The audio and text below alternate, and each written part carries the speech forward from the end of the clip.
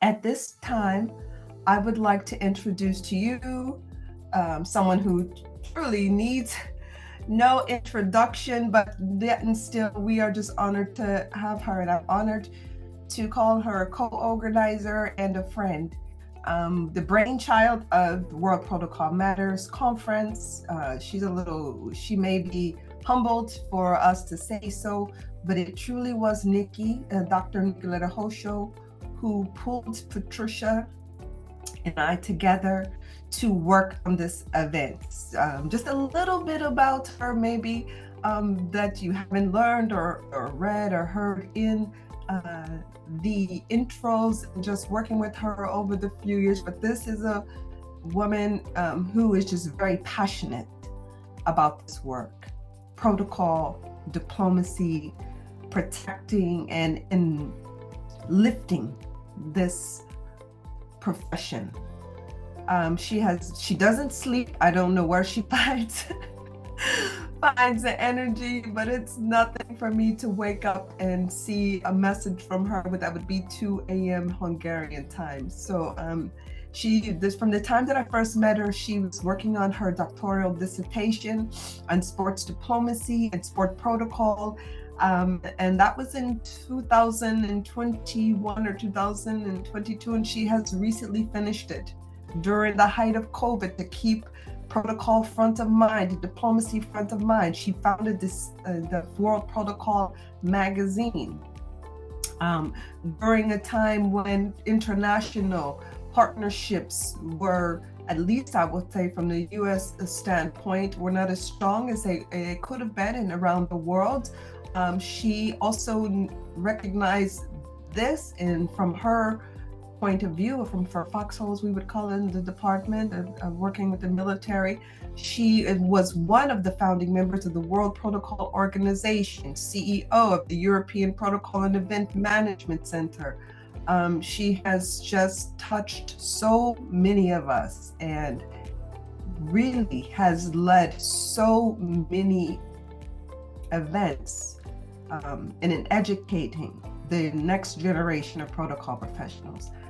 I could just go on and on and on and on. I think it's best if we just allow her to talk more to us about her dissertation, what this profession means, and truly why we have come together. So I will turn it over to Dr. Nikoletta Hossó, who will talk to us on protocol from the academic perspective and the significance of doctoral research in the protocol industry's future. Nikki, Dr. Hossó, I keep saying Nikki, I'm sorry.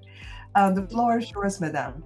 No, thank you so much, LaDonna. Thank you. Thank you so much for the very, very kind introduction, dissertation, and some of the findings that I thought you might be interested in, or it might come handy in your work, or maybe you can refer to or use this in your everyday work. So here we go, World Protocol Matters Conference and Protocol from an Academic Perspective, and trying to highlight the significance of doctoral researches and doctoral dissertations in protocol and in diplomacy, because there aren't too many, whether it is sports diplomacy or career diplomacy. We need more dissertations. We need more academic approaches, because this is how we are going to be taken seriously. This is how our industry is going to be considered and taken seriously. If we would like to approach the UN General Assembly floor, then we need to prove that scientifically we can prove and measure the significance and role of protocol that it plays in career diplomacy or sports diplomacy or military diplomacy. Doesn't really matter which area I'm talking about, but we need more people. LaDonna, you said that yourself yesterday that you may start your PhD. I cannot but encourage you to do so. And if you need any help, I'm here, because I'm sure you can do it, and I'm sure you would do a fantastic job. And I would like to learn more about the military diplomacy and military protocol in an academic level. My doctoral dissertation that I defended last year had a title, The Person and the Activities of the Hungarian Sport Diplomat, as well as the Functional Diplomatic Examination of Sports Protocol Role in the Hungarian sports diplomacy, and the reason sports diplomacy is still a young field of science, I can say. So this is what I was really interested in, to discover and to see the opinion of my interviewees, of my targeted groups that I asked. My primary goal of the dissertation was to examine our national sport leaders, meaning presidents, vice presidents of sports federations, whether it's football or handball or volleyball or American football, doesn't matter. So first I approached the national sports federations and their leaders, as well as the elected sports diplomats, Hungarian elected sports diplomats functioning all over the world, and ask about their perspectives and their opinions. No one has ever asked them before. Government officials, sports policy and sports politics makers and decision makers, they talk about sports diplomacy, once again, in theory, but they don't care about the practice, how it's been executed on a daily basis. What does a sports diplomat do at a General Assembly meeting of an international federation's, I don't know, yearly annual meeting? And what definitely no one has done before, and this was my new way of tackling the problem, is to examine and analyze sports diplomacy from the perspective of a career diplomacy.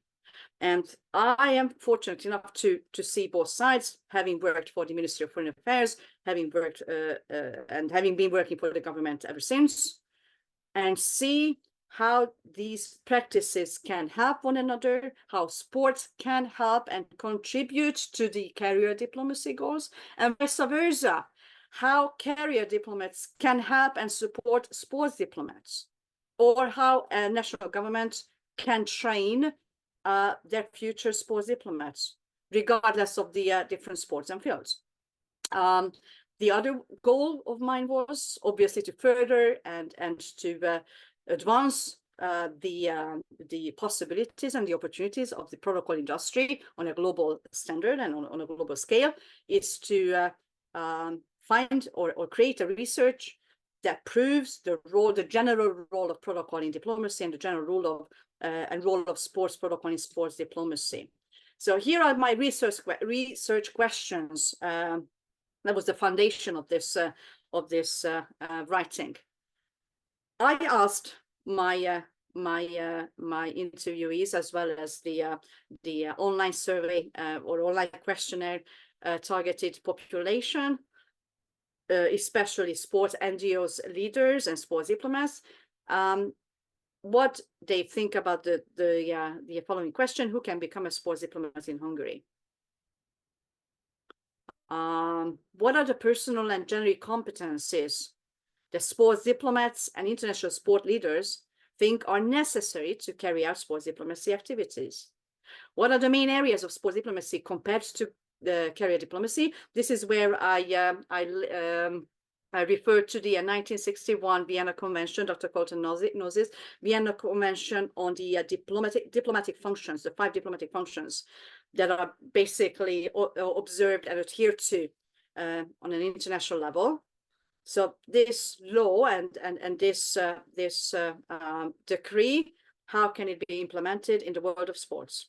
How well do our national sports diplomats and international sport leaders know the rules of protocol? This was a very main question for me. And how important do they consider its application at a sporting event or at a negotiation context? And is there a need for a development of personal and protocol competencies among sports managers and sports diplomats now?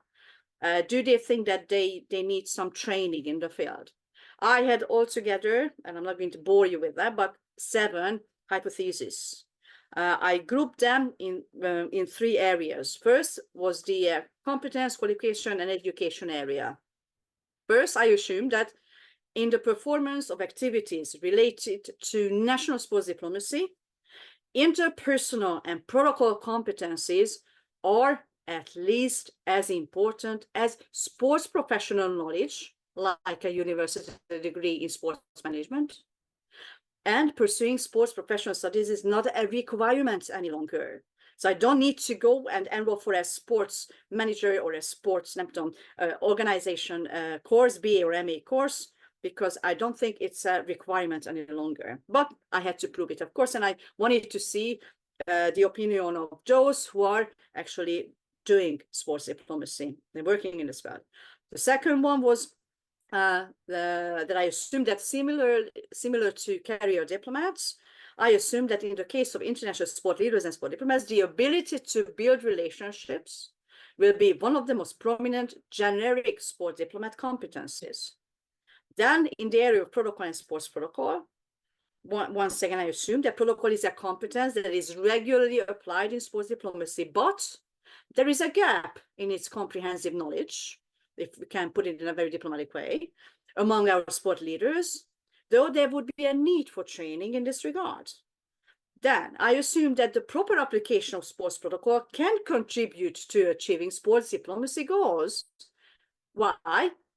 Because professional decisions are often made at protocol events, or because faux pas and errors resulting from the lack of protocol knowledge can have a negative effect on diplomatic negotiations in the field of sport. And I also assume that sports protocol specialists or sports protocol professionals can play an important role at international sports events, which can be identified as an indicator of any national sports diplomacy success. Therefore, or thereby, sports protocol professionals play or carry out multilateral diplomatic activities. Per se, they are multilateral diplomats, or we can say that. So the person and activities and sports diplomats, of a sports diplomat, that was the third group. I assume that the personality of a national sport diplomat is more important factor than athletes past, or for example, not only former athletes can become sport diplomats, despite the general view that only former athletes will become really good sports diplomats. So I wanted to clarify that as well, but I had to obviously prove this with facts. And I also assumed that elected Hungarian sports diplomats and sports leaders primarily fulfill the function of representation and or negotiation as compared to career diplomats and the other three functions. So I started with my empirical research. We started with data collection, theoretical content analysis, more than 500 sources I used, written books, like physical books, as well as online sources. Plus, of course, I use my own publication as well. And I try to process as much data as possible on the subject, on sports diplomacy and diplomacy in practice. And then I decided to carry out a quantitative and qualitative tests and research. I had to create a brand new questionnaire because I didn't find any, and conducted a semi-structured set of interviews. My interviewees are all well-known personalities in Hungary, whether they are sports diplomats or sports politicians or sport media representatives or sports professors at universities. So I try to reach out to and ask the opinions of the most effective members of our national sports diplomacy field. So I asked the same questions or posed the same questions as in the questionnaire, about 150, which would be, again, very, very boring for you to read and get. So I'm just going to skip that part. All 150 questions asked, all data processed within months. I had the results in Excel spreadsheets, very boring again. I checked with the descriptive method. No one knows what it is. I basically forgot what it was. Basically, I examined the data with frequency and relative frequency. Again, boring. What's important, some of the results that I can highlight within the next couple of minutes, I use Likert scale. Likert scale is the probably most frequent measuring method of opinions and attitudes, 1 to 5. 1 is the lowest value, and 5 is the highest. And I asked about the opinion of the national sports federations presidents or vice presidents, and elected sports diplomats. First, obviously, they are functioning on an international level, so at least they have to speak one foreign language, which, again, from my empirical experience, is not a general phenomenon. So I asked whether they can articulate nicely and in a diplomatic way in English or in German or in French, it doesn't matter, whichever it was. And I did ask about their professional protocol language knowledge as well, or diplomatic language knowledge. Sport language, 37.5% of the answers were like, I know it very well. And I must say, only the value 5 is acceptable in diplomacy and in sports diplomacy. Whether you can articulate your interest, whether you can speak without any grammatical or any mistakes is the basic foundation of being a diplomat. So the 1, 2, 3, 4 values on, I don't speak any foreign language at all. I barely know the diplomatic or political language, or I averagely, or my knowledge is average, is simply unacceptable in their community. But then again, if you look at the terminology on protocol event management or intercultural language, the results are rather poor, I must say. 13% would say that yes, they know in any foreign language the terminology of protocol event management. Because sports language, 37.5%, yeah, because they work in their field, it's a must. But then again, diplomatic and political language, 8.3%, which means they cannot communicate in a diplomatic manner with ambassadors, state leaders, whether it is written or oral communication. That's not a good result. The second, not so bright side of the dissertation findings is that their specific knowledge on the different areas of protocol. When I asked, oh, do you know the rules of protocol? Everyone was saying yes. Do you think that protocol is an important competence in your work or in sports diplomacy? Yes, 5 out of 5 with value 5. But then, obviously, you had to come up with a cunning plan because you know what they are like. I broke down the different fields of protocol. Okay, let's say, what about vexillology or even protocol and international negotiations? And do you know the rules for state protocol? Or do you know the rules for representation, the dress codes, how to use nonverbal language, how to act in front of people, in front of cameras, on stage, at a sports conference? And numbers, as you can see, the excellent knowledge with blue is nowhere near in events protocol or vexillology or representation or gastrodiplomacy, which means we need to educate them how to dine, how to host dinners or standing receptions, how to behave and act if they are hosts or if they are guests, how to behave among state leaders if you are just a sports leader or a sports diplomat. So there is space for advancement and development in this field, and we have the numbers. And then again, my next question: is it also true for sport leaders and elected sports diplomats that they support and represent sports or national sports diplomacy interests? So they must take care of their behavior, appearance, and communication on these occasions as well, meaning on protocol occasions. So not at the negotiation table, not at the general meeting or general assembly, but when they are at the social events. Fully agree and rather agree, they had the highest numbers. So they know how important protocol occasions are during an international championship, so during a sports conference. They know exactly that it's an important skill or competence, sports protocol, on a daily basis. Look at the numbers. Fully agree, sports diplomats 53.5, and rather agree. So basically almost all the sports diplomats that answered my questions, they do you agree that sports protocol is an essential competence in the performance of international tasks related to sports diplomacy? Sports federations, same way, rather agree, fully agree, the highest numbers. But are they aware of the actual areas and their rules? Not so much. Then again, generic competence. So not the basic competence, not the personal competencies that I was asking about, but the generic competencies. And here you can see the results of all targeted groups: sports leaders, sports diplomats, my interviewees, and sorry, that's a misspell. I just put together my presentation a few hours ago, international career diplomats. And I compared the figures. I gave them 35 generic competences. They were all very important in the world of diplomacy. And I asked one by one, the sport leaders, sport diplomats, which are the 3 most important generic competencies out of the 35, and ran them in order. The first most important, the second, and the third.